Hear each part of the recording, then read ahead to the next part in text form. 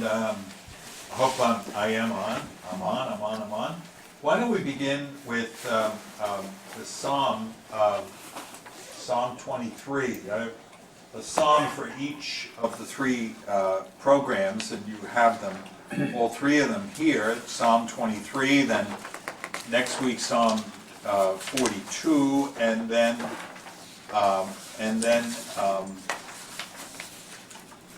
Psalm 22 for the third week, when we'll be focusing on the death and resurrection of Jesus. So let's just begin by praying together Psalm 23, one of the most beloved of the Psalms. The Lord is my shepherd, I shall not want. He makes me lie down in green pastures. He leads me beside still waters. He restores my soul. He leads me in right paths for his name's sake. Even though I walk through the darkest valley, I will fear no evil, for you are with me. Your rod and your staff, they comfort me. You prepare a table before me in the presence of my enemies. You anoint my head with oil. My cup overflows. Surely goodness and mercy shall follow me all the days of my life, and I shall dwell in the house of the Lord my whole life long. Okay.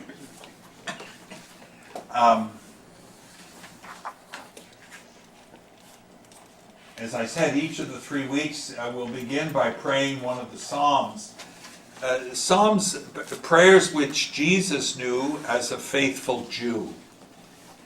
These 3 Psalms, along with many others, impacted Jesus' life.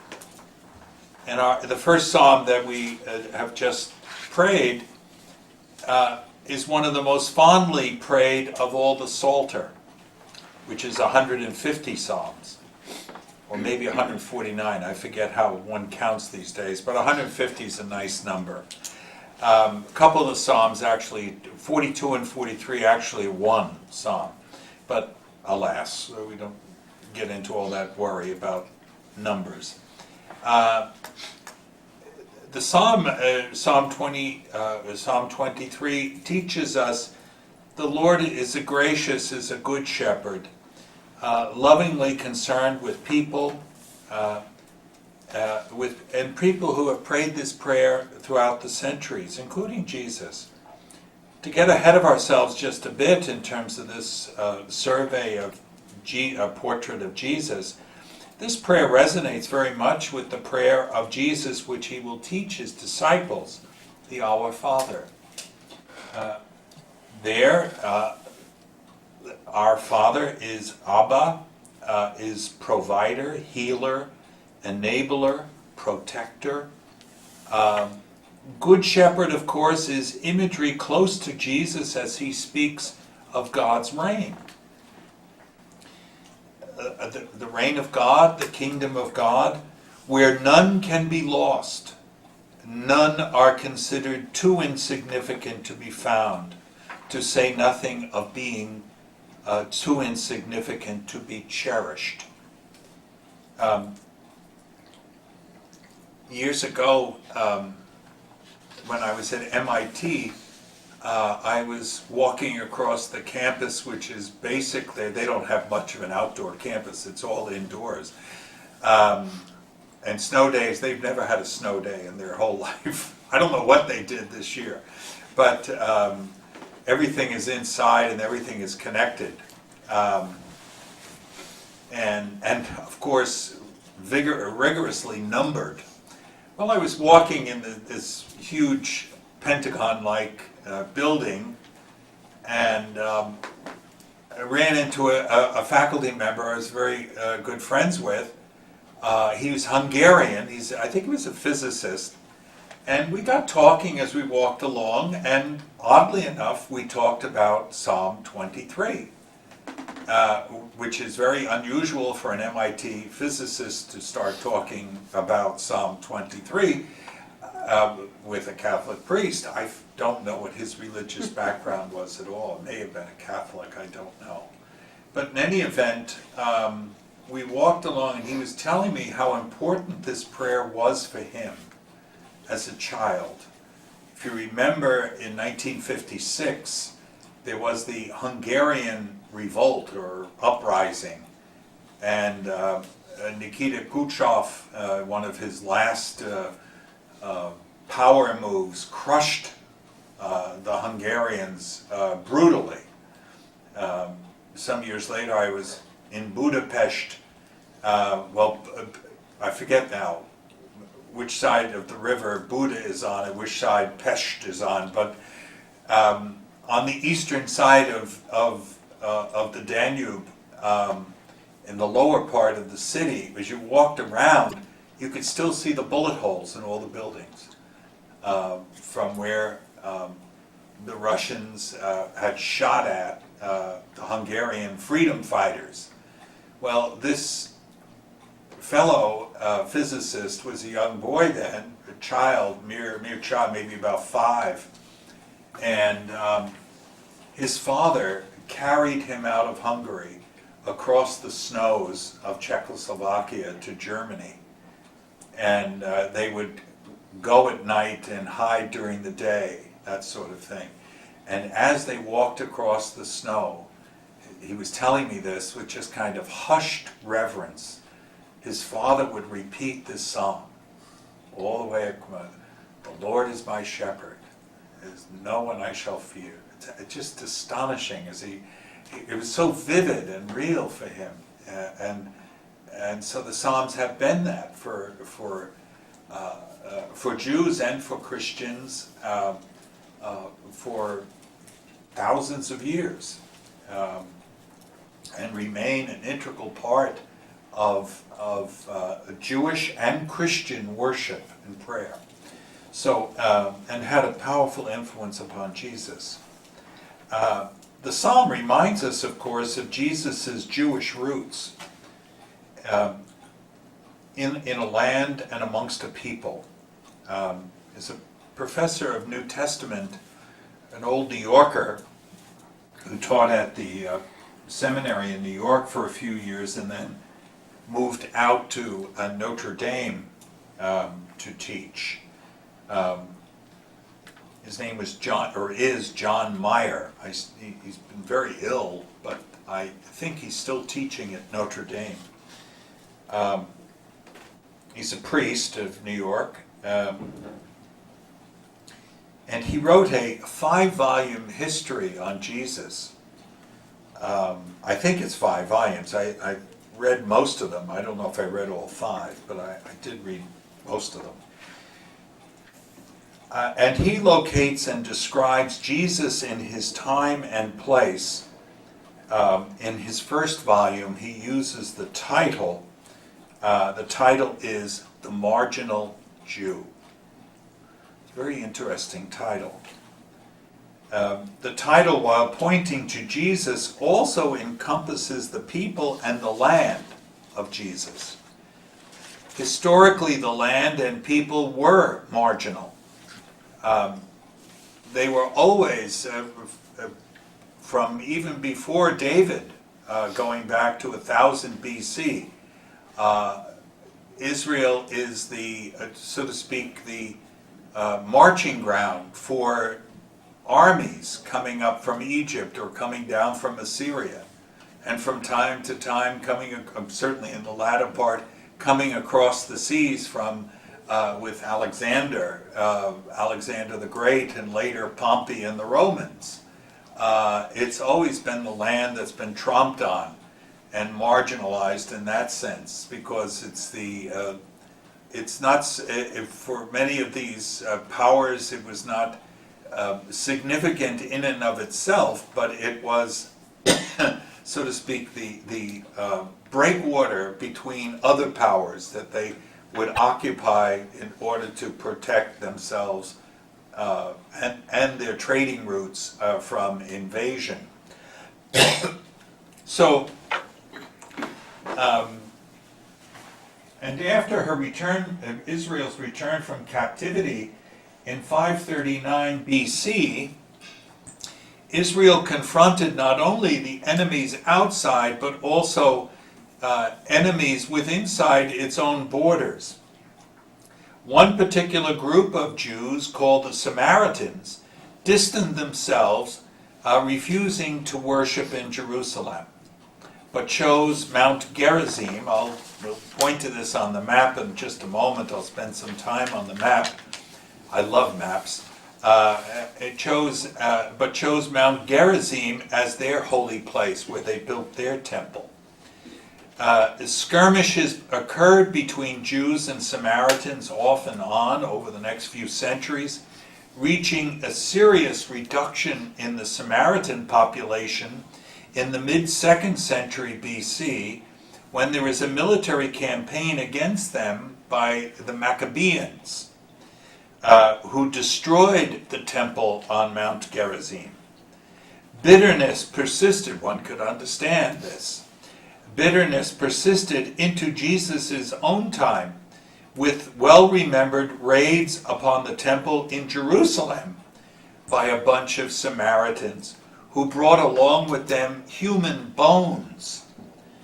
And they threw them into the sanctuary in Jerusalem, not just any old time, but at Passover, the high holy days, when you would have maybe somewhere between 50 and 100,000, big numbers in those days, let alone ours. Just think of all the motel owners and chicken fillet places and whatever you want. Think of these. This was the time to make a killing. I remember being in Clemson, South Carolina, some years ago, and the motel owners would talk about the football games at Clemson. And there would be 6 or 7 a season in Clemson. And they would have packages where you'd have to, if you were coming to a football game, you'd have to take a motel for 3 days. And they would jack up the prices. They could make almost all their money for the whole year on these 21 days, so to speak, the 7 times 3. And then they would drop the prices down, and who would go to Clemson otherwise? But for these, Clemson became the biggest city in the state when the people were at the football game, because they would have 100,000 people at the game, but this little town of 10,000 people. Anyway, well, the same sort of thing in Jerusalem. They threw the bones into the temple at the high point of the season, and it stopped everything. I mean, this was an incredible economic, let alone a religious disaster. You just see the Dow Jones average going way down, right through the floor, and was deeply remembered. And so later on, when Jesus tells the story about, quote, the Good Samaritan, you can just imagine all these characters hanging around saying, you can't be serious. I mean, the Good Samaritan, this is a contradiction in terms. You know, Samaritans aren't good. They were sworn enemies, and after all, remember just a few weeks ago or a few years ago what they did in the temple? And Saul the butcher lost his business, and my brother this and that and everything. So anyway, it's very personal. With the triumphs of Alexander the Great in the 300s, Israel found its religious and cultural boundaries seriously compromised, to the point that the abomination of abominations, as it's called, pagan idolatry, regularly was encouraged by the compromised temple priesthood. So you had different gods coming into the reconstructed temple before the great temple of Herod is built. Repulsed by such compromise with the Hellenistic world, Judea rebelled in the person of Judas Maccabeus and his brothers, who restored the temple, and the reforms of the Maccabees could not withstand, however, the new power emerging from the west, namely that would engulf the Mediterranean world and the Middle Eastern lands as well, namely Rome. And this begins with the conquests of what was the Greek world by Pompey, in roughly 63 BC, and with later organizational rigor, which is certainly one of the marks of Roman culture, an organizational rigor imposed by imperial Rome made Israel a kind of vassal state, a vassalage that was reflected politically in the Roman choice of Herod as a king in Galilee and Judea, appointed roughly about, I think about 40 BC or 37 BC, around the time, well, no, it's prior to Tiberius, but no, it is. It's around the time of Tiberius, when Tiberius finally is, I think, establishes his power as the Roman emperor. I forget where it's closer to 31 or so BC, but I think that's correct. But in any event, Herod is appointed as king in Israel, in Judea, and in Samaria, and in Galilee. And that remains true until he dies in 4 BC. And then after he dies, Herod was a vicious person, killed several of his own children. Of course, we have that whole piece about Herod in Matthew's Gospel, and the chapters dealing with the birth of Jesus and the slaughter of the innocents and all of that. Herod was certainly a horrible person. And so to speak, quasi-Jewish. He was Jewish. Was it real or was it just convenient? It's hard to know. But he was enormously competent as an administrator, both in doing Rome's bidding, which was to keep the defenses against the Persians and the Assyrians strong.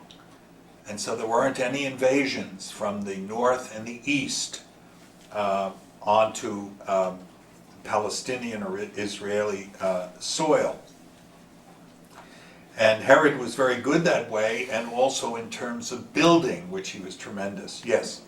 Were those defenses done by Jewish soldiers or Roman soldiers? Well, Rome, well, of course, was always, it wouldn't be soldiers that would do the defenses. They might, quote, man them, so to speak. Yes. But it would be mostly soldiers in the employ of Rome.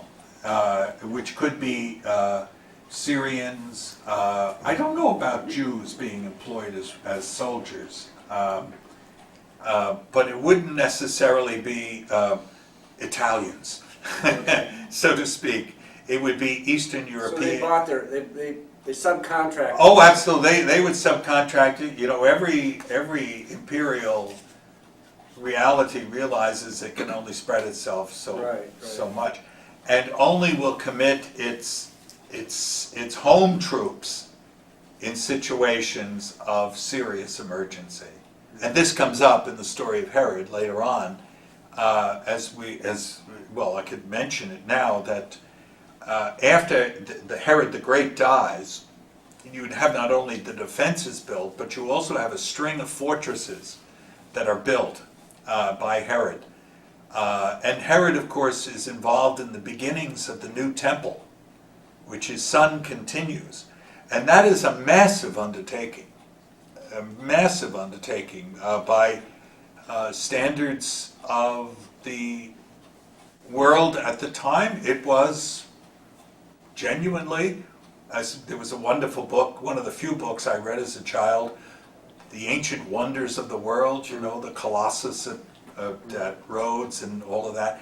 Well, the temple was an incredible architectural and engineering feat. And it was employed about 15 to 20,000 people. Wow. And Herod directed this. And his son was also involved in this as well. Herod, the son, Antipas, he's called, who exists through the life of Jesus. This is the Herod that Jesus knows as an adult and is involved with John the Baptist and so on. This Herod, he may certainly be competent, but his other brother, who gets, what the Romans do is they split it up into tetrarchs, and so quarters. And so Herod Antipas becomes the tetrarch in Galilee.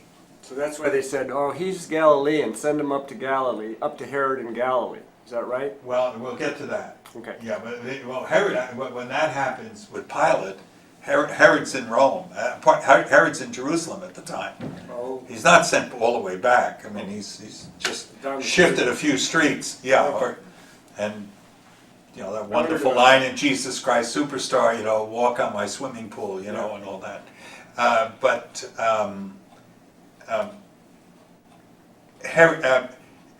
The other brothers are not as competent, and finally the Romans dismiss the brother who is the tetrarch in Judea and bring in the home troops, because they don't want any fooling around with the Egyptians sneaking up or the Phoenicians coming down in their boats. They want to have a legion and to deal with any troubles and so on. And given the unsteadiness of the political scene in Judea and in Galilee, obviously you're occupying a territory, so they decide they're going to send a legion in, and they stay in Caesarea. And they appoint a Roman governor, and one of those Roman governors is Pilate, eventually, who serves as governor in Judea from 26 to 36 AD. And those dates are pretty accurate.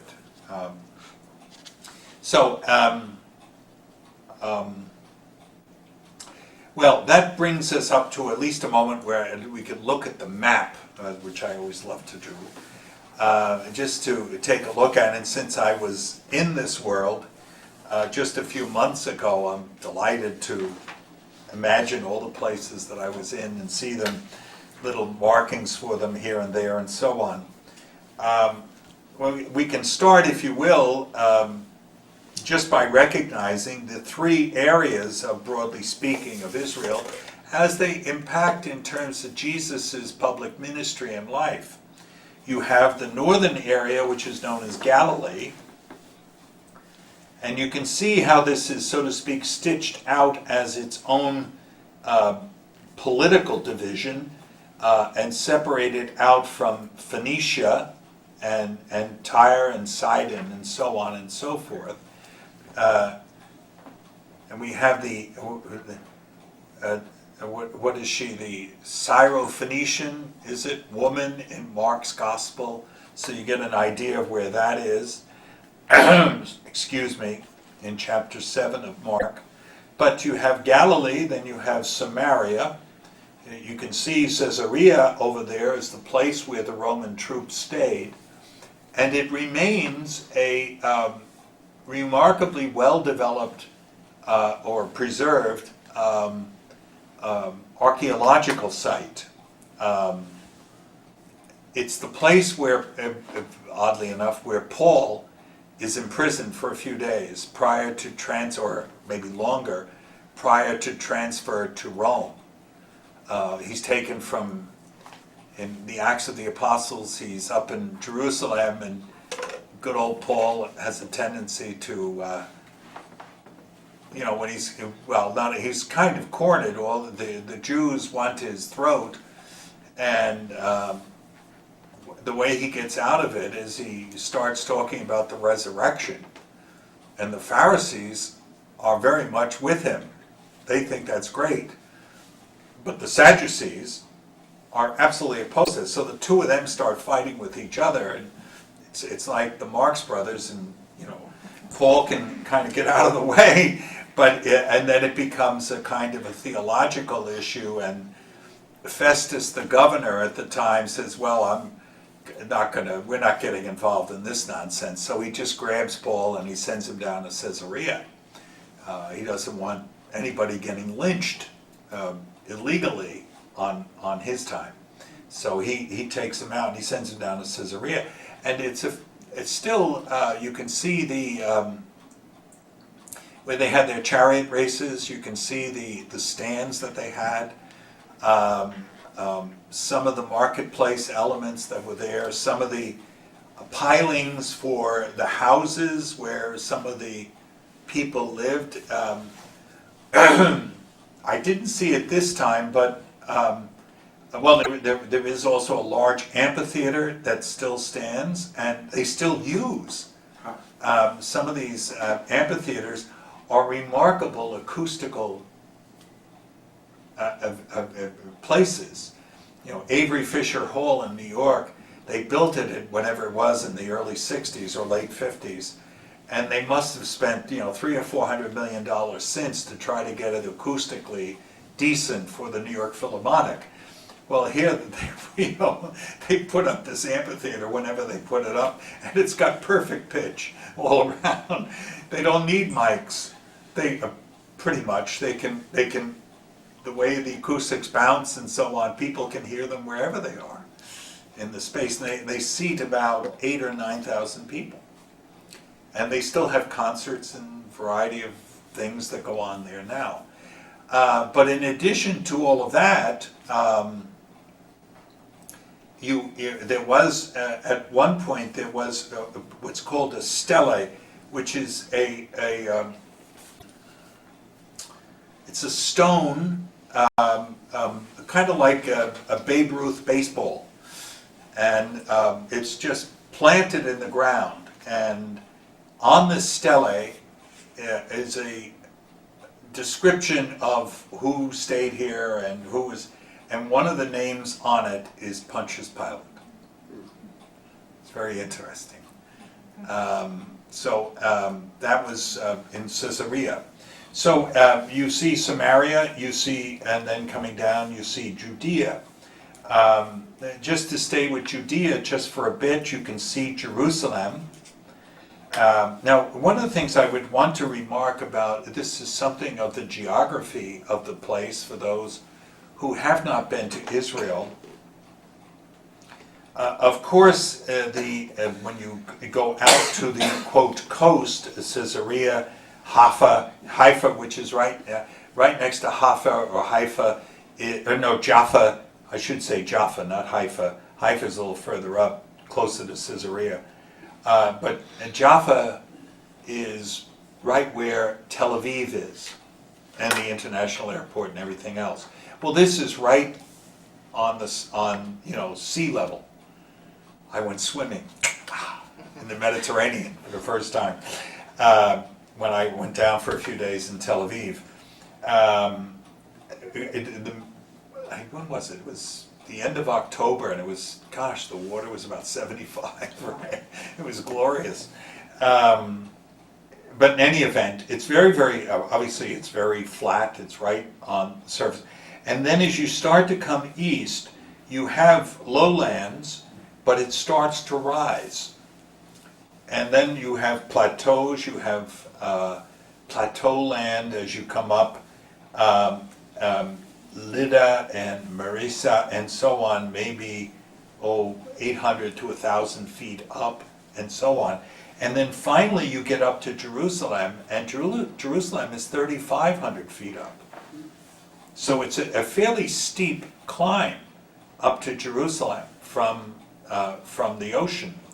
And throughout the Old Testament, you go into the, particularly the time of, even with David and Solomon and so on, but even before them, with good old Samson and the judges and so on, you had all these battles with the Philistines. Well, the Philistines were down here on the plains, and Goliath is down. We went to the place where Goliath, I forget, it's down here somewhere. But maybe Gezer, it was the place where we imagined Goliath and David to have this great encounter. It's really marvelous. But in any event, the the Israelis, David and beforehand and afterwards, would always try to command the heights and try to have battles down on the plains or as far away. So they would always have this as their backup position.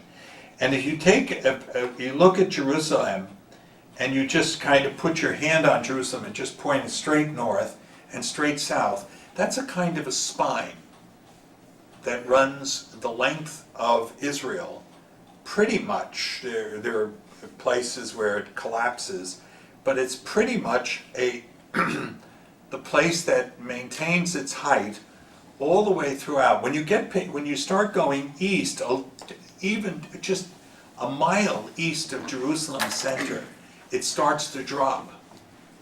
And when you get down to Jericho, which is the crow flies, is about 25 miles from Jerusalem, you have dropped not only 3,500 or 3,700 feet, but you drop down. Jericho the Dead Sea is the lowest point on earth, and Jericho is the oldest continually inhabited city in the world. And the Jericho is about 1,200 feet below sea level. So you have a drop of almost 5,000 feet in this short span.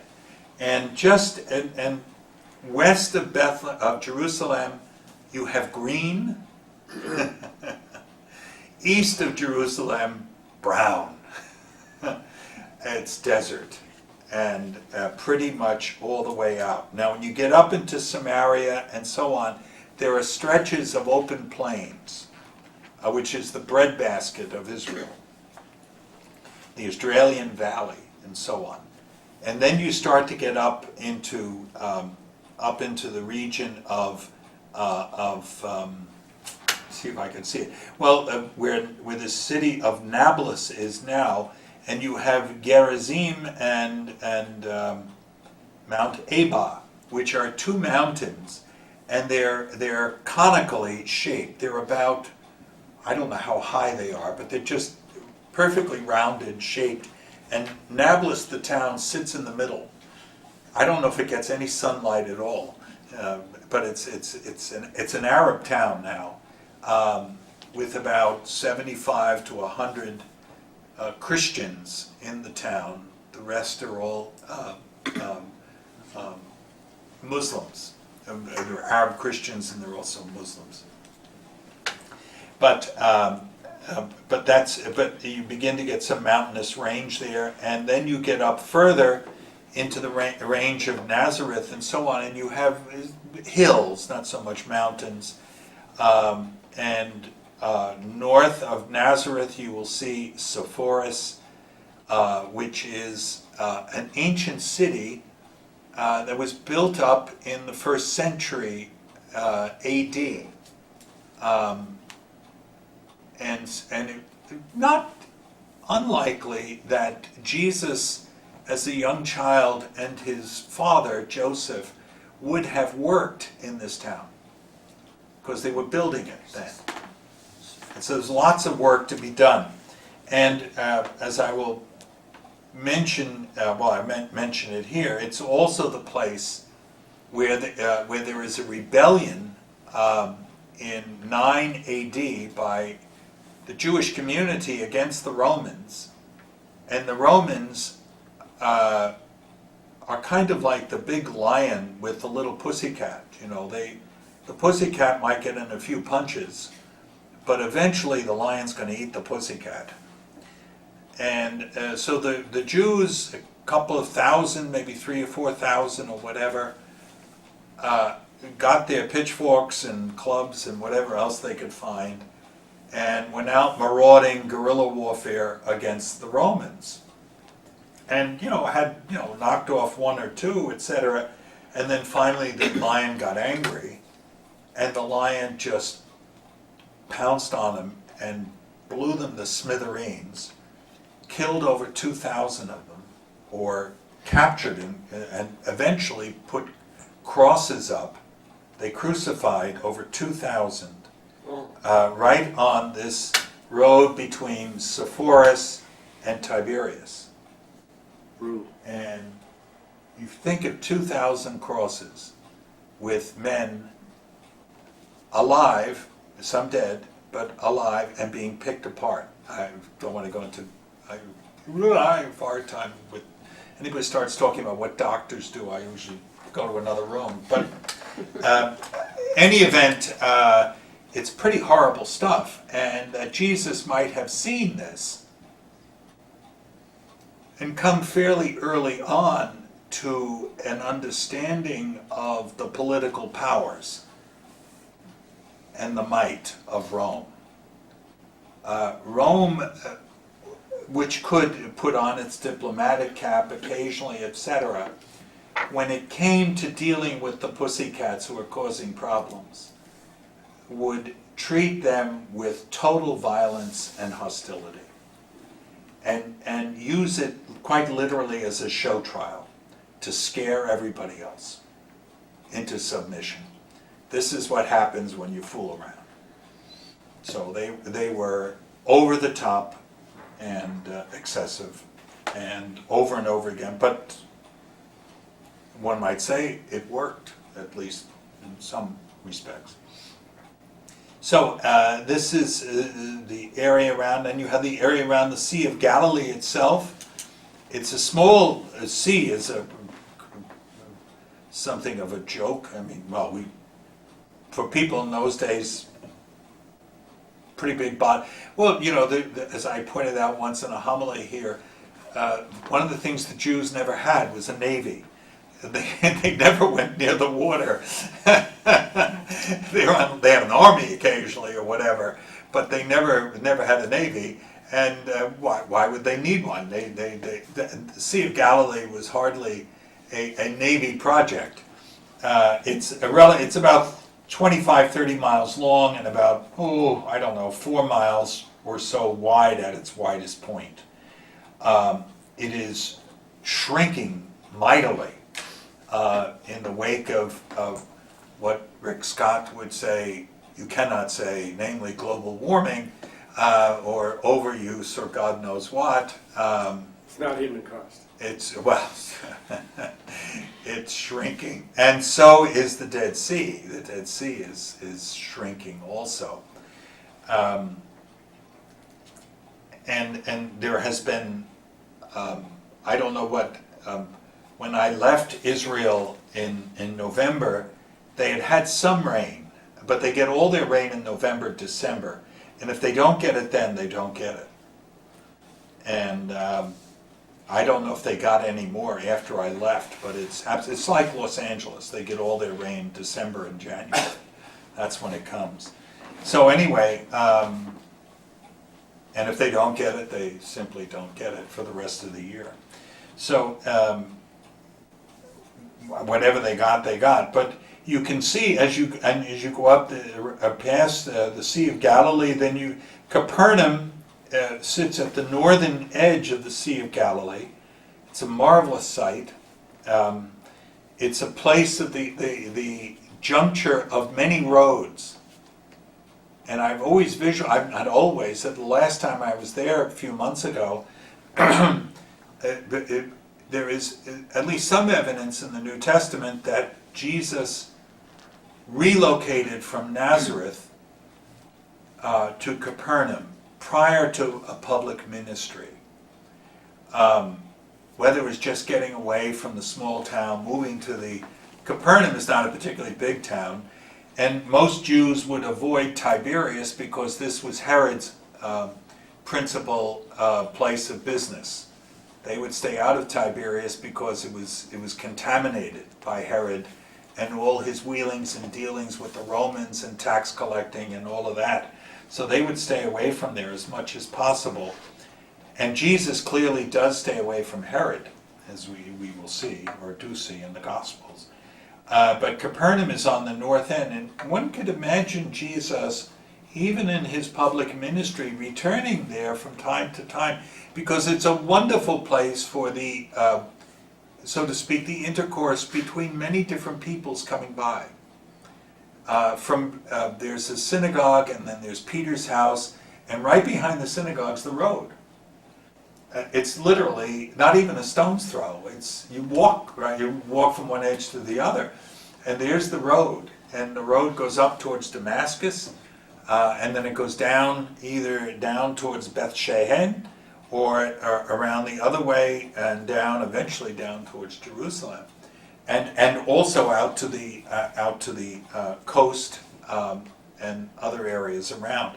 So it's a place of remarkable transit and chance to meet different groups of people. And I could see Jesus working with groups of people, and the disciples even working with these different groups of people, creating small little communities of people, so that after the death and resurrection of Jesus, you have something in place already. It isn't just 12 guys in Jerusalem. There's a little bit of places around the people that people found Jesus persuasive, and so on. So Capernaum is one of those places you can see going up very, very far. You can see Caesarea Philippi, which is kind of on the border it's outside. Actually, it's outside of Galilee. Caesarea Philippi is a place of pagan worship, and it's also the place where Jesus goes in Matthew's Gospel, and it's here that Peter says, "Thou art the Christ, the Son of God," etc. And then Mount Hermon is a little further up. Mount Hermon's about 10,000 feet. Snow-capped in the wintertime, if they have enough snow, and so on. And then further to the east, you can see the Golan Heights of present day. If you come down again, Beth Shean is another fabulous archaeological site that is being excavated even now, and it has a significant Egyptian presence, which is one of the few in this whole part of the world, an Egyptian presence there, or at least a presence in the sense that they were there 15 or 2,000, 2,500 years ago. Any event, then you come back down along the Jordan, you come into Jericho, and the place called Qumran is the place of the Dead Sea Scrolls. We'll talk about that again in a bit. If you go as you're coming from the north, if you're on the left, you can see a place called Medeba, which is just on the road out of Amman going south. It's a bump on the road, so to speak. There's only one attraction in the whole place, and it isn't a diner. It's a little church, the Orthodox Church in Medeba, and it's an archaeological gold mine, because in this little church, if you can get into it, on the floor of the church is a map of Jerusalem. Not drawn to scale, but when Israelis finally got back into Israel in the 1940s and took over the old city of Jerusalem, they wanted to, because some of the people were archaeologists. Yigal Alan, one of the generals, was a world-famous archaeologist. And one of the places he tried to go, I don't know if he was successful in that, or he might have had to get somebody spy and go for him, because this was the country of Jordan, and he was not welcome there. But have somebody go to show the map of Jerusalem in the 1st century, which shows streets that they didn't know exist, but when they dug down, they found them. And they found these big corsos, these big kind of main street of Jerusalem, which with all the shops on the side, they can see all the shops, and they had all the beer bottles or wine bottles, whatever they found. And it was the street that Paul would take to go out north through the Damascus gate to go up to Damascus, which was 60 miles away or 70 miles. It's right up. It's not too far from Mount Hermon, Damascus. Any event, so Medeba is a very interesting archaeological place. Machaerus, a little further south, is of course one of the battlements of Herod, in which John the Baptist was imprisoned and eventually beheaded when Salome does her dance.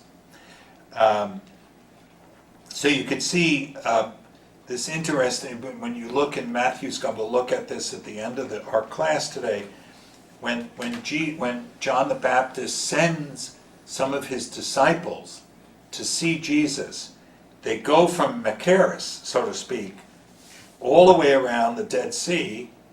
Where exactly Jesus was is a little bit unclear, but they come to Jesus to ask him, are you the one who is to come, or should we look for another? So you get the sense of it, and then they have to go back and tell John. He says, go back and tell John. He knows where John is. But Jesus isn't going to pay a pastoral visit because he'd end up in jail too. So he doesn't go. But so you see that the Qumran is, of course, the place of the Dead Sea Scrolls. I'll maybe get to talk about that a bit. Further down, if you come down the Dead Sea, all the way down to just about the last named place, Masada, is again, interestingly enough, another rampart or built by Herod, and it's built on a 1,000-foot pinnacle or mound that just, it's like a giant anthill.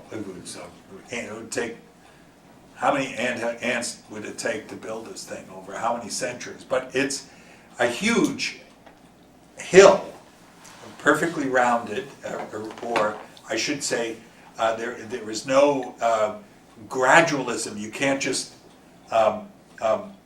easily pick your way up the hill. It's pretty like this. It's pretty pyramidical or whatever.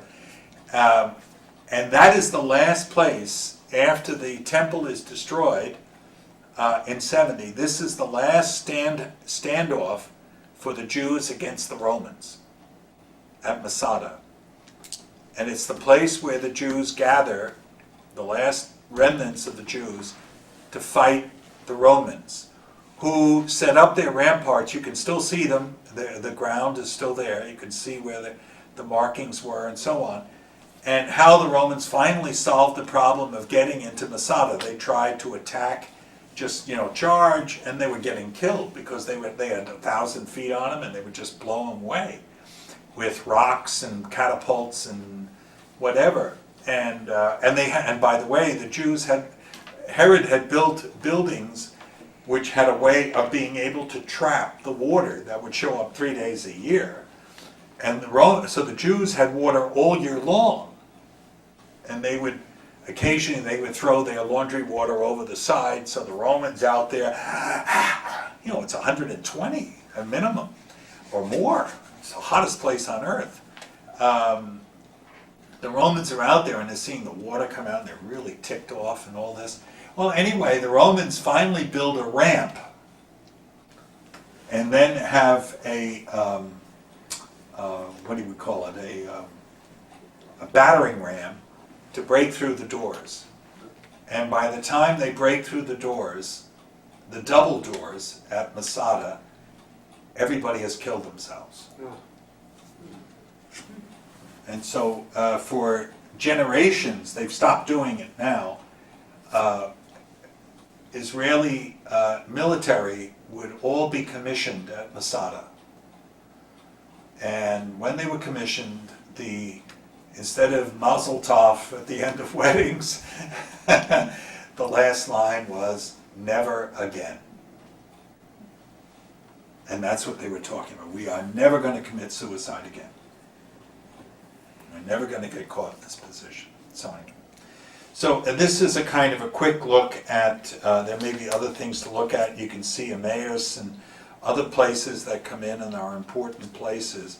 But it's, you can hold on to that map. Now, let's see.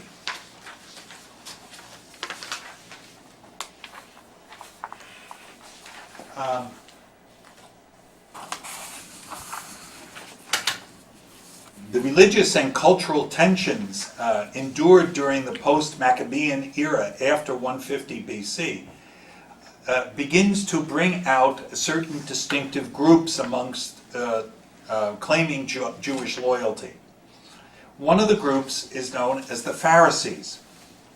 They are predominantly a lay movement with great emphasis on, the word Pharisee, I believe, means separate.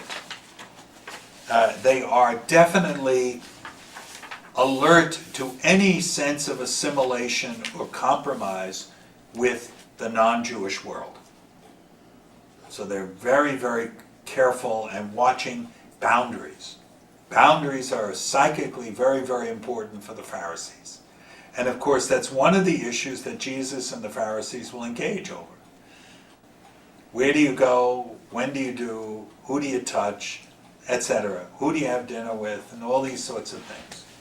And the boundaries then are also time issues in terms of Sabbath issues and all of that. So that's one issue, one group. There's another group known as the Sadducees. This is a much smaller group than the Pharisees. They are largely the priestly and scribal class. They are especially powerful around Jerusalem. They are not terribly powerful and present in Galilee, though from time to time they may be. There are times when people come to check out Jesus and so on from Jerusalem. So there may be some Sadducees in their midst. Now, one of the things about the Sadducees in contrast to, there are several things in contrast to the Pharisees, is that the Sadducees are negotiators. They're going to, boundaries are boundaries, but we got to live together somehow or other. So there are side doors, and you got a key and I got a key, and we can get through here. The chief priest was appointed by the Roman governor. And usually for 1 year and perhaps 2. This practice goes on, and by the time of Jesus' time, the high priest is Caiaphas.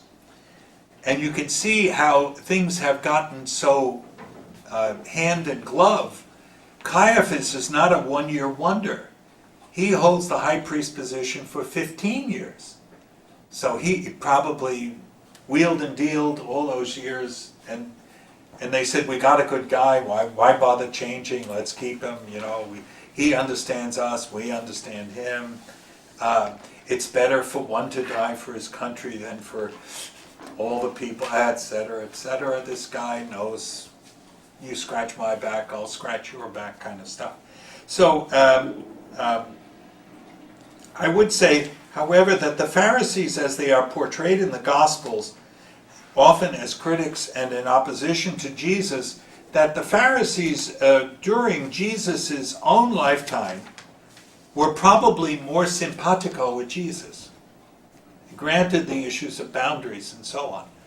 The Pharisees accepted the prophetic traditions and the late rabbinic interpreters, favorable, for instance, to the theme of resurrection, which the Sadducees absolutely rejected.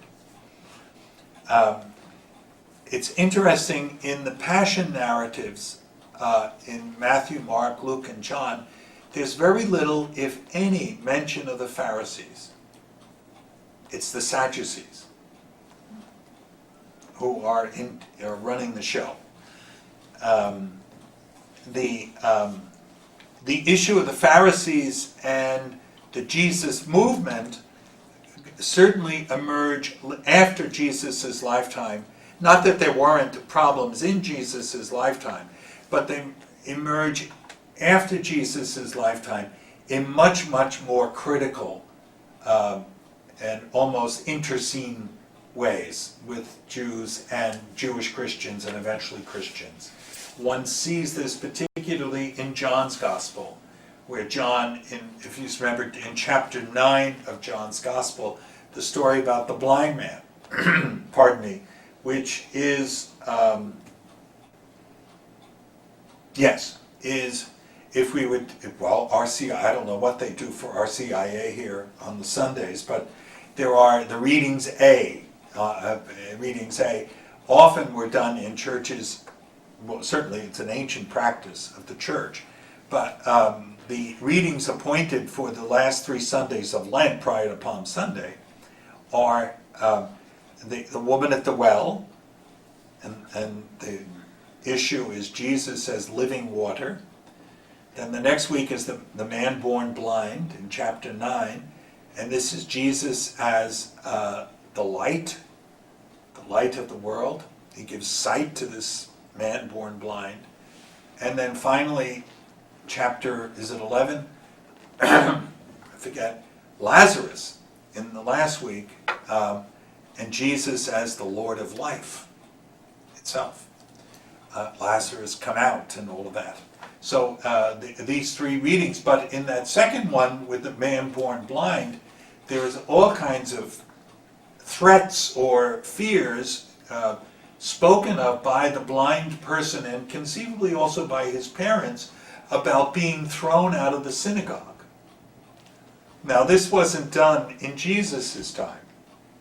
This is done decades later, when Jews and Christians are now just separated out. And we'll get to looking at some of this in a moment.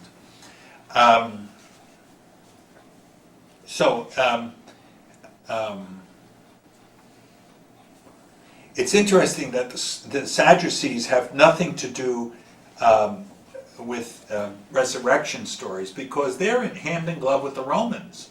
And the Romans run the world by having order.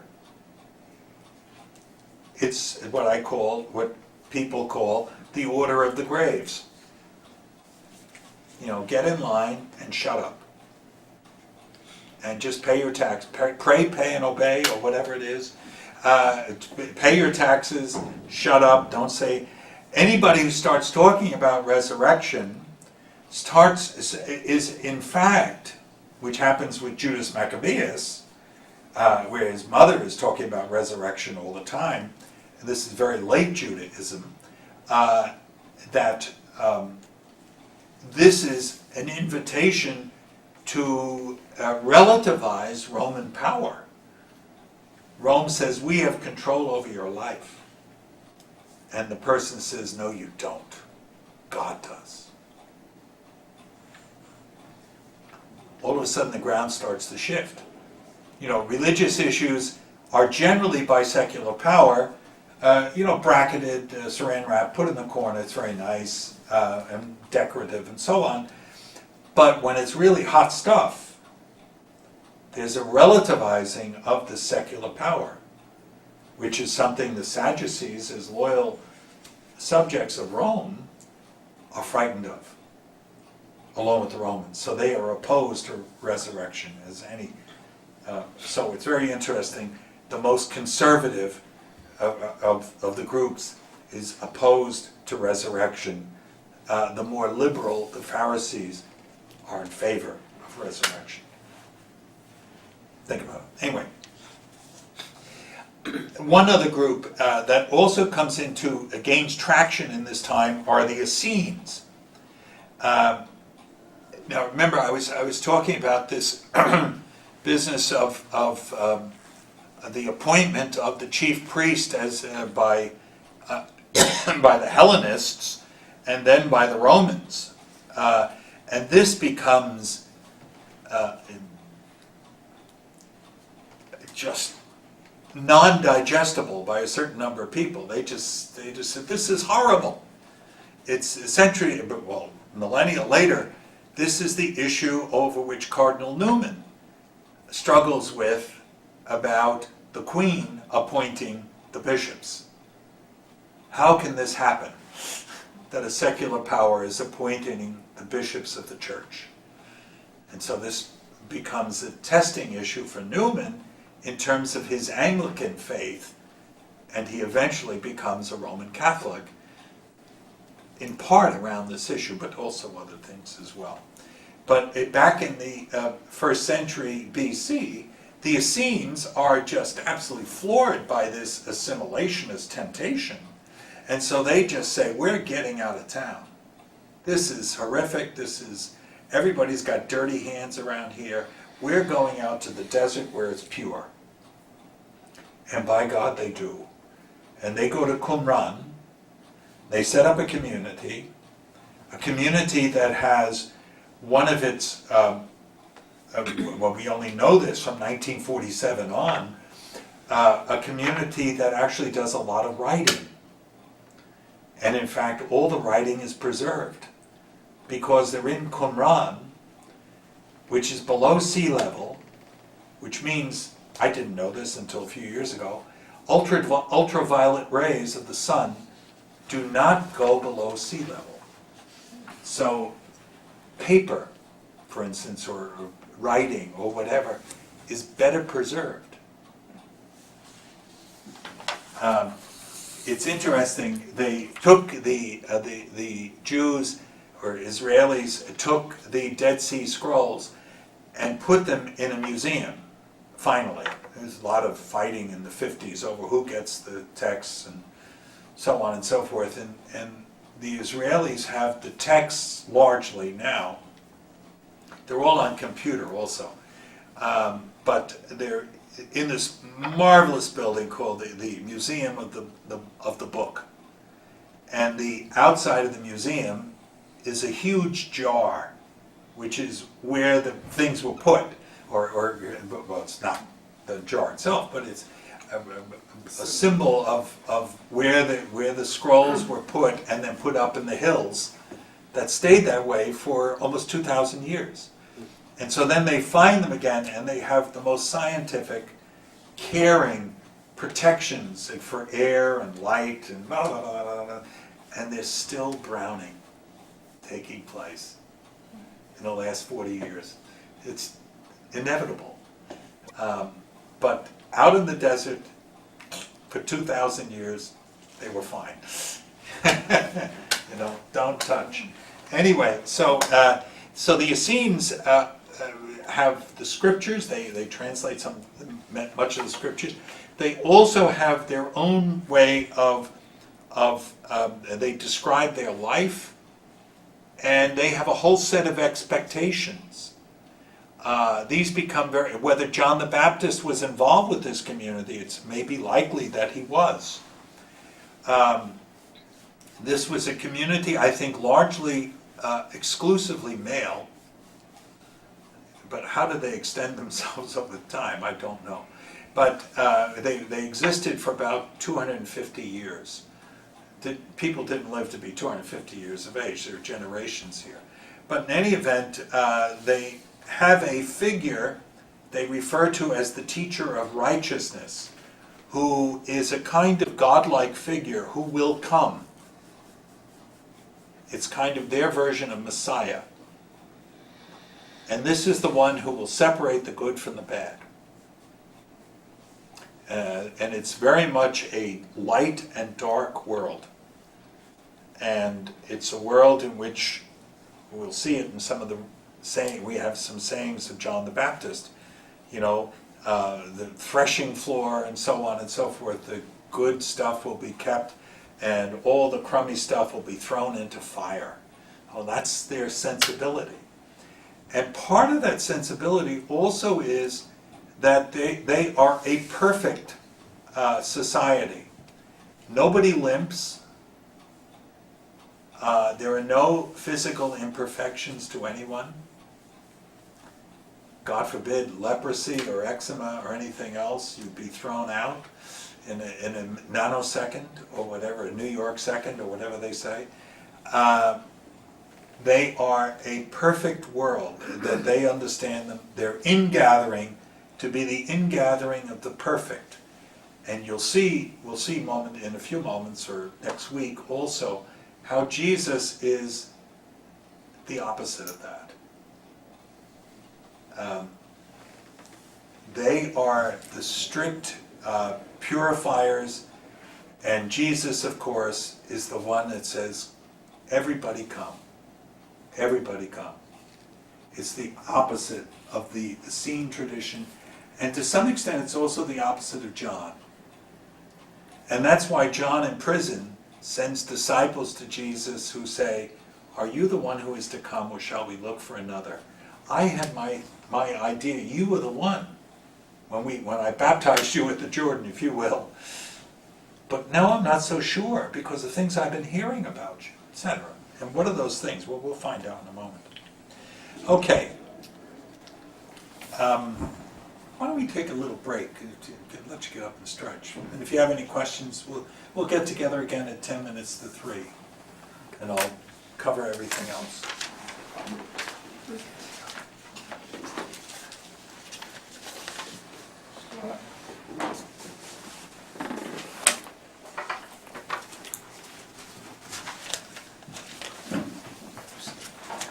A friend of ours gave us a book. You can buy it. Killing Jesus by Bill O'Reilly. Oh, Bill O'Reilly. Yeah. How is it? I don't. I kind of find it humorous. He's right.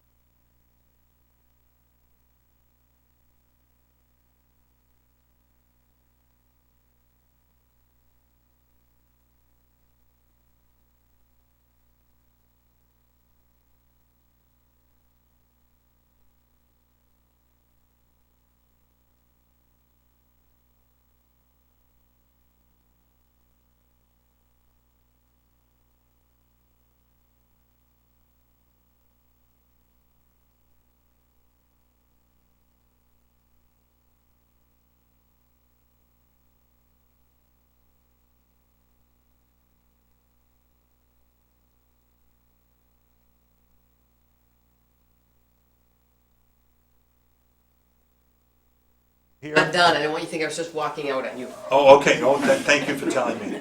Well, let me try to skip a little bit into the portrait of Jesus itself. And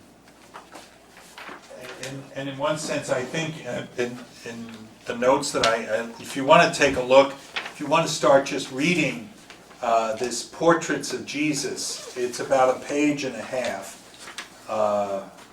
It's my version of how we got from Jesus and what he said and did to the Gospels. The Gospels, after all, are the principal exclusive source of information about Jesus, done from contemporary sources. There are scatterings of mentions about Jesus in a couple of other places, but very, very scanty. The Gospels are the almost 99.9.8, 99.98 of our information about Jesus comes from the Gospels. So how did we get the Gospels when Jesus didn't write them, so to speak? And of course, Mary didn't write them, and so on and so forth. So how do we get them? So you can look at that as I babble on for just a moment. Granted, there are very few references to Jesus outside of the Gospels. Some people have concluded, particularly in modern academic world, this follows, generally speaking, from about the 18th century on. The Enlightenment is a time of high criticism of Christianity, and particularly of Catholicism, and particularly of Jesus. Jesus is looked upon as an invention of the church. Some even would say there never was such a person as Jesus of Nazareth. This is all just stuff made up by Matthew, Mark, Luke, and John. Some, more recently, amongst Christians, this would be the early part of the 20th century, facing this onslaught of criticism, would at least argue and say, well, what we can know for certain about Jesus is that he was born and he died. But still they would look upon the portraits in the Gospels as being basically an invention of the church.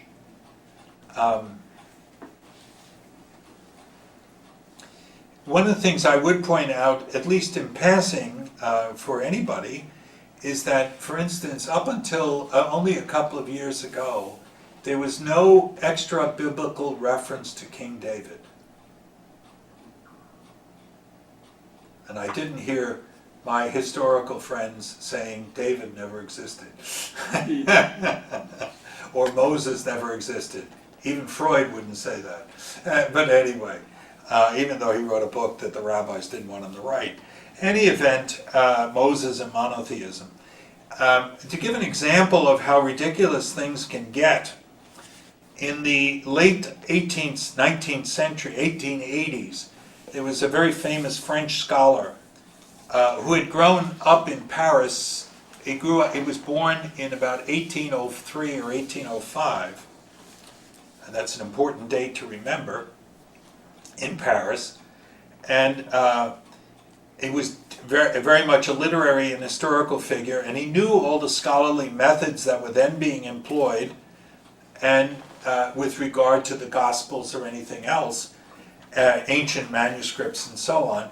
And what he did is he applied this historical and critical and literary knowledge and skills to this person called Napoleon, who died in 1821 at St. Helena, down in the South Atlantic, and whose body eventually was put in the Invalides in Paris.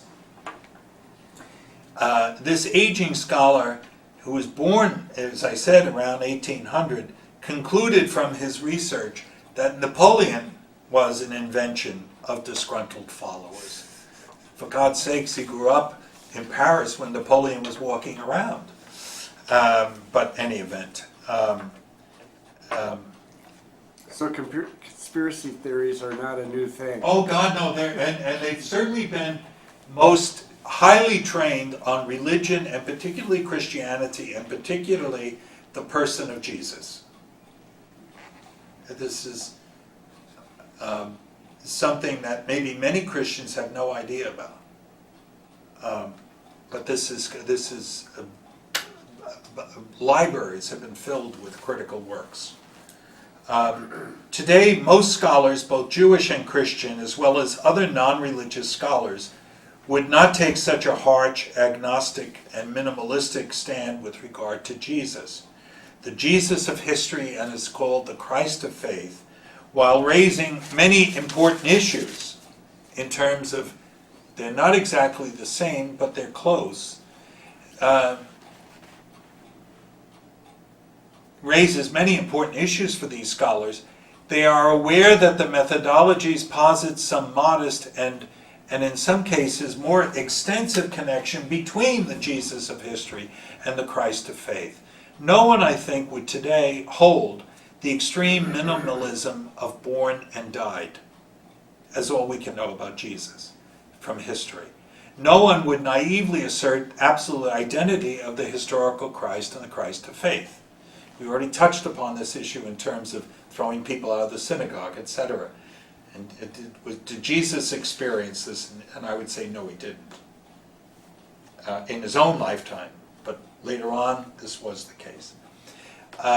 There are simply too many inconsistencies in the four accounts to posit such an identity. Just a few examples. Noting no accounts of Jesus' birth in Mark or in John, how do we reconcile into one consistent narrative the accounts of Matthew and Luke about Jesus and his birth? Clearly they're operating, they're using different sources. One of the things I want to say about all the God, they're not trying to write an historical critical history. They are trying to give us not so much the facts, ma'am, they're trying to give us the meaning of Jesus. And the meaning of Jesus as it evolves out of the preaching of the church, of the disciples of Jesus, and out of the words and actions of Jesus. So, even Matthew, Mark, and Luke have one journey to Jerusalem and one Passover. John has at least 3 Passovers, and Jesus in Jerusalem at least 4 times. Even allowing for some editorial latitude amongst the 4, how to account for one seamless narrative about what Jesus said and did. We can't do that. A lot of, even in the 1950s, a lot of Catholic biblical people were still trying to do this. It simply cannot be done.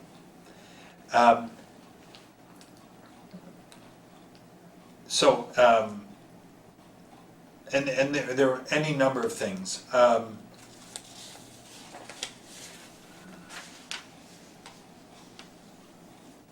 The scholarship has led, in some cases, to a enormous skepticism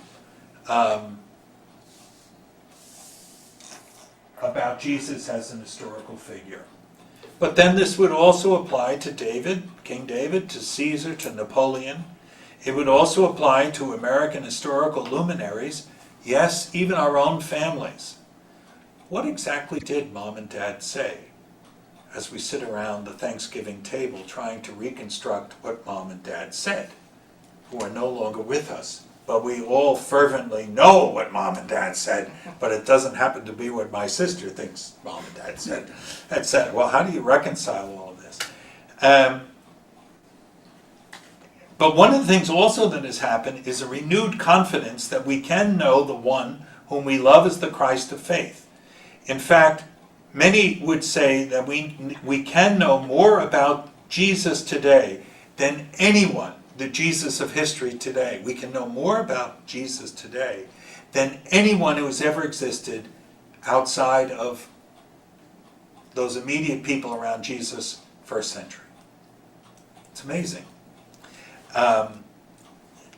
there are any number of reasons. I could go into some of that, but did you get a chance to read this thing as I was going blabbering at you?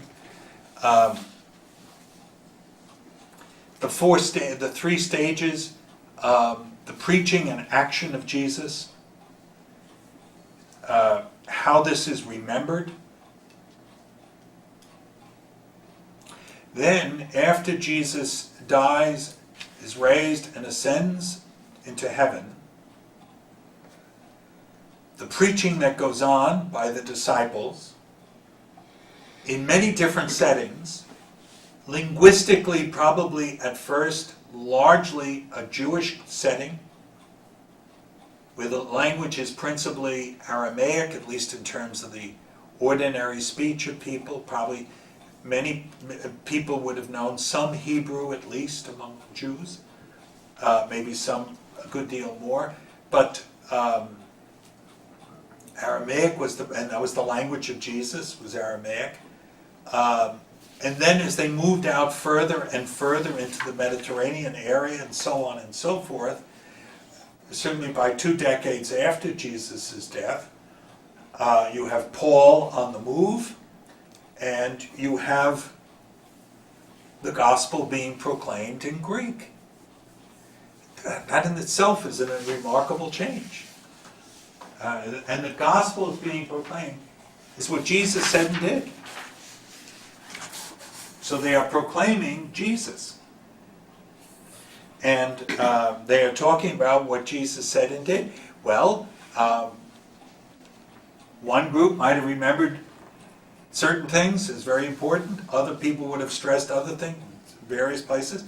And then as that energy from what Jesus said and did and the preaching begins to get coalesced into memory. Now the memory of communities, Aramaic communities, Greek-speaking communities, Jewish communities, mixed communities, Gentile communities. Mark is largely the result of a Gentile community. Matthew is largely the result of a Jewish community. Luke is strongly Gentile. John is probably the most Jewish of all, strangely enough. The last is probably most Jewish. And so the memories are gathered together, and then eventually Mark, in the latter part of the 60s, writes his gospel, probably with strong influence of Peter. He mentions Peter about 35 times in his gospel. And interestingly, not always complimentary. One of the things that's, one of the historical checkoff points, it's like getting your oil change. I mean, it's a terrible example, but I think crazily. But one of the historical nods that comes into play is what's called the criterion of embarrassment. So if something is said, let's say badly of Peter, the head disciple, the chief, it's probably true. That he denied Jesus 3 times. It's mentioned in all 4 accounts. Everyone would say, yeah, that happened. And then, I'm getting ahead of myself a bit, the embarrassment of the remembrance that Jesus was baptized by John the Baptist. Mark says Jesus was baptized by John. He just says it flat out. Now Matthew gets that text because he knows Mark. He gets that text and he's embarrassed. So he has to introduce a line that says, has John saying, well, really, you should be baptizing me. And Jesus says, no, for now, this is the way we're going to do it. And so John baptized, but it's a little hesitant. Luke is a little more vague. It's a little more, talk about John baptizing Jesus. Why is... And John doesn't have any direct indication that Jesus was baptized by John. He's around John, and fairly soon Jesus is baptizing, and then 3 verses later John says Jesus isn't baptizing. Very strange. Chapter 3, chapter 4, it's one of those stitchings in the John version. But one of the things that the disciples are baptizing, following John's example. So the embarrassment, the criterion of embarrassment is taken as one of the examples of it's probably true. It did happen. They didn't clean up the act so much that the church. Oh, well, let's get rid of this. So it's one of those things. So you have Mark writing about 65, Matthew and Luke writing 85, and John 95. Somewhat arbitrary to say that, maybe a little later, earlier, whatever. But Matthew and Luke know Mark. Matthew takes about 600 of the 660 lines of Mark into his gospel. There is another collection that Mark didn't know about. There's another collection of sayings of Jesus that Luke and Matthew know about. And when we see these sayings, they're only in Matthew and Luke, and they're almost identical. In fact, they're almost always identical. They're writing them in. They come from a source that we don't have now, but it's called, in German it was called Quelle, whose translation is the source. So they have Mark's gospel, they have the Q, or Quelle, Q source, and then Matthew and Luke both have their own material, their own remembrances from the communities they were dealing with and so on. And one of the, for instance, in Luke, I point this out, it's only in Luke that we have the stories of the Good Samaritan and the prodigal son. Not in any of the other Gospels. And our lives would be much less rich, and our understanding of Jesus much less rich if we didn't have those, certainly the prodigal son, which is the great parable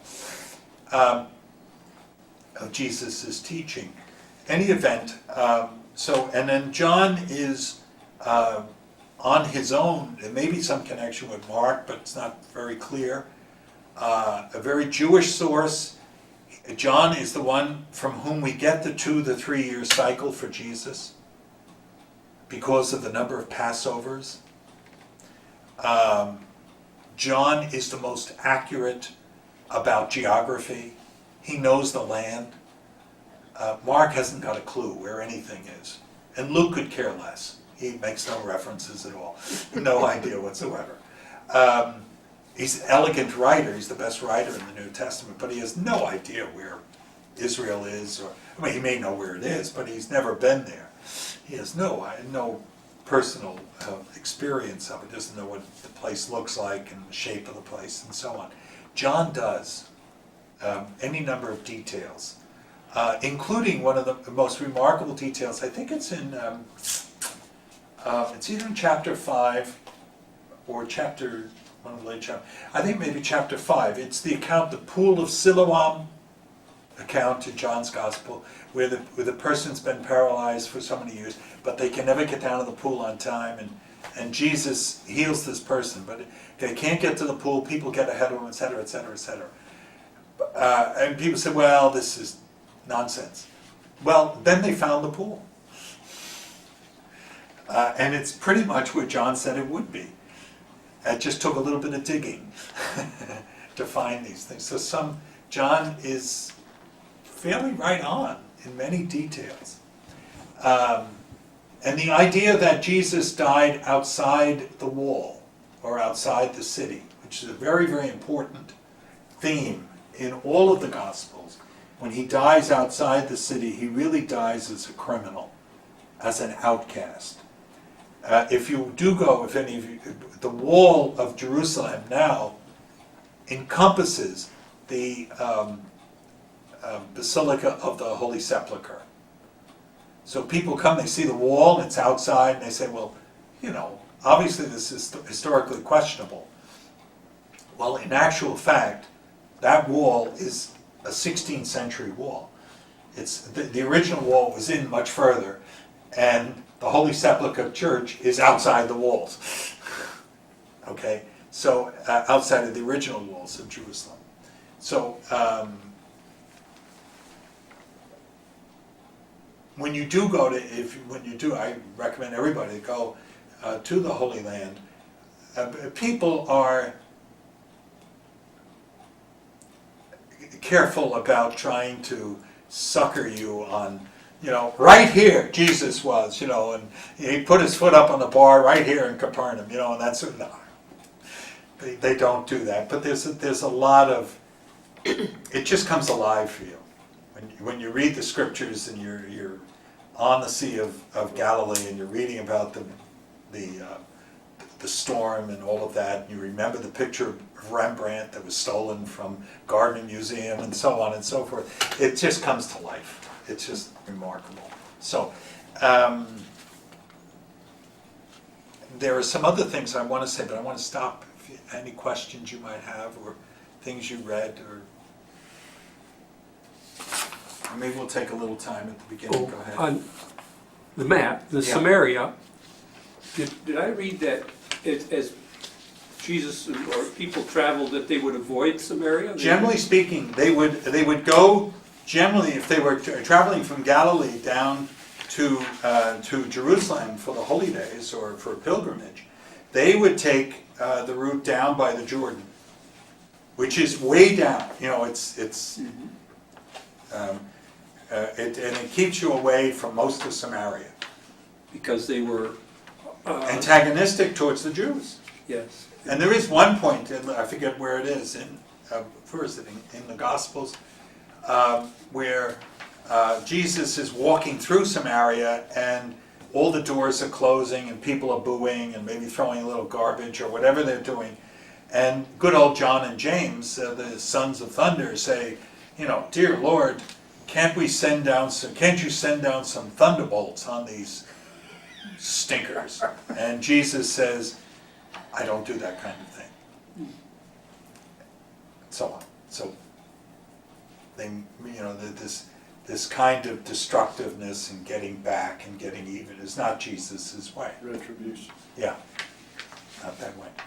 So, and that's a theme that plays out throughout Jesus' life. It's one of the great temptations in his life. Let me just stress a couple of little kind of points that I would make, and we'll pick up on John the Baptist in the next class. It'll just be the last thing I want to mention about how reliable is this speaking business as memorable. When we were all kids, or now we're grandparents or whatever, and we have the children come over and they do this birthday game, little kids, where they get a line and one kid tells the next kid about a story, and they have two lines maybe, and who's going to get the story right, and it goes telephone down series, and it comes out eighth person down the line, and the story that was told at the beginning, or short little story, is told at the beginning, and what comes out at the end is gobbledygook. So we say, well, the oral tradition is very unreliable. You've got to have a camera, and audio. You got to have. Well, we didn't have. Caesar didn't have. Nobody had that stuff. Well, how come Jesus would be reliable as an oral tradition? One of the things that we found, that has been found out, for instance, independent of Jesus, first of all, one of the people who finds this out is Bela Bartok, who's a composer, early 20th century. Dies in New York, I think 1957. There's a plaque on 57th Street where he died. Bela Bartok is very interested in contemporary, but not only is a 20th century composer, but he wants to get the natives' rhythms and the music before radio gets to them, or before they all get assimilated into gobbledygook. He wants to get the original down-home, backwoods stuff. The original, and the old, dueling banjo stuff or whatever. So he goes down into Albania to recover, because Albania is the most backward place in Europe, and presumably he had gone someplace in the sub-Sahara, he might have, but Albania is closer, and there probably was a train nearby. So he goes down into Albania with a recording device, tape recorder, to record some of the songs that the Albanians are singing on one side of the mountain or the other. And what does he find them singing? First of all, these people are illiterate. They don't have any texts. And what are they singing? Histories. They're singing Homeric odes Oh. that date back to 8th, 9th century BC. It's almost 3,000 years. Can you beat that? So one of the things that Bela Bartok is finding out is that the oral tradition has great power and memorability, in spite of what the moderns think, and our lack of listening. So language was constructed in a pre-literate world in such a way as to be memorable. When you had somebody in the army, hey Jack, I want to send you over to the general over there, and then you're going to send this message. Well, they didn't write it down. They gave it, and Jack, who couldn't read anything anyway, took off and ran over half a mile or a mile and told the general on the other side exactly what he had to get it right. Lives would be lost. That's the memorability of language.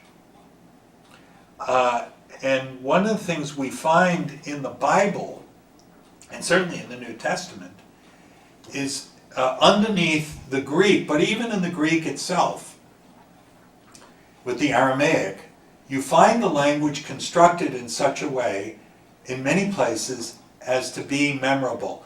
It's da da da da da da da da da da da da da. It's set up to almost be sung by children. One of the things, I'm not being a parent, but I have a certain maliciousness to me, whatever.